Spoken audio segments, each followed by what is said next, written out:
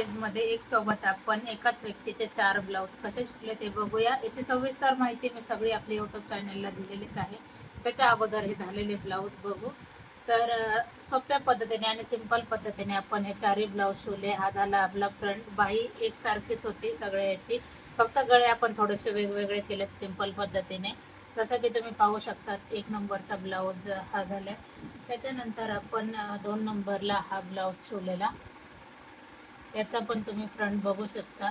एकदम सिंपल पद्धतीने आपण याचे गळे ठेवलेत आणि हर एक ब्लाऊजला आपण लटकन बनवले। आता लटकन हे सगळ्यांनाच आवडतात, तर त्याच्यासाठी आपण हर एक ब्लाऊजला लटकन लावले। आता हा झाला आपला तिसरा ब्लाऊज। तर याला चौकोनी गळ्यामध्ये आपण अशा पद्धतीचे लटकन लावलेत आणि हा याचा फ्रंट पाहू शकतात। सुंदर पद्धतीने आपण 4ही ब्लाऊज शिवलेत आणि हा आपला चौथा ब्लाऊज कसा झाला नक्कीच कमेंट करून सांगा आणि व्हिडिओ आवडला तर नक्की लाईक शेअर सबस्क्राईब।